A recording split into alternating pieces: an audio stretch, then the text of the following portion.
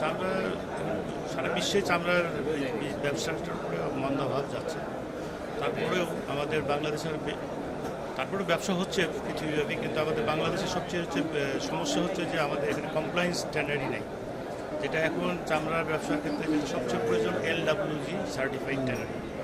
আমাদেরটা যে reef leather limited, এটা আমরা গত 2019 সালে আমরা এটা এই সদরটা পাই এবং আমরা ফাইনালি গত বছর এটা গোল্ড রেটেড ইয়ে পেয়েছি।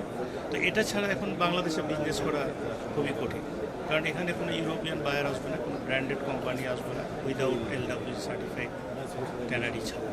তো এটা আমাদের দেশে করতে হলে আমার যেটা যে আমাদের যে সাভারে যে ট্যানারিগুলো আছে সেটা CETPটা এখনও কার্যকরভাবে চালানো হয়নি, যার জন্য এখানে ট্যানারিগুলো LWG সার্টিফাইড করে অ্যাপ্লাই করতে পারে।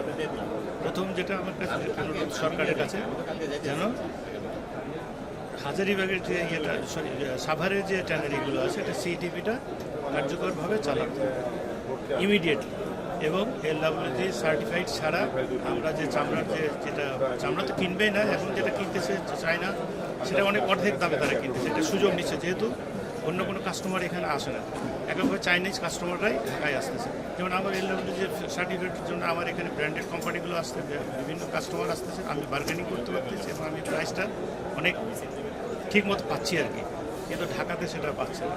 তো আমার যেটা অনুরোধ সেটা হচ্ছে যে ইমিডিয়েটলি CETPটা চালাতে হবে, চালু করতে হবে, এবং CETPটা চালু হলে LWG সার্টিফিকেটের জন্য অ্যাপ্লাই করতে পারবো বিভিন্ন টাকায়। এটা আর এখন যে সমস্যাটা হচ্ছে আমাদের আভ্যন্তরীণ ইয়েতে, যে হাইটসের একটা ডিজিজ আসছে, সেটা হচ্ছে লাম্পি। এটা গত 3-4 বছর থেকে শুরু হয়েছে এবং এটা পর্যায়ক্রমে বাড়তেছে।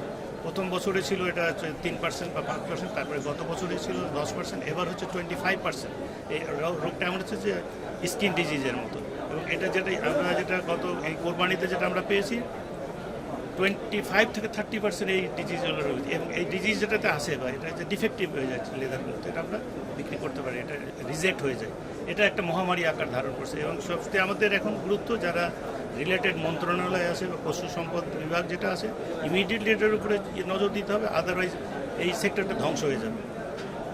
কারণ সামনে এবার যদি কোনো ভ্যাকসিন বা কোনো যদি একটা রেমেডি যদি না থাকে, তাহলে এটা সামনে এবার কোরবানি আস্তে আস্তে 50% চলে যাবে। তো আমার 50% লেদার তো আমি এমনি এটা রিজেক্ট হয়ে যাচ্ছে। তো এটা দৃষ্টি দিতে হবে। এটা হচ্ছে যে মেইন আবার যে আমাদের সরকার বা যারা এটা রিলেটেড আছে এদের কাছে এটা খুব গভীরভাবে এটা দেখতে হবে, নাহলে এই সেক্টর টেকানো যাবে না। এটা টেকাতে হলো, এটা আগে টেকাতে হবে, তারপর তো LWG আসে।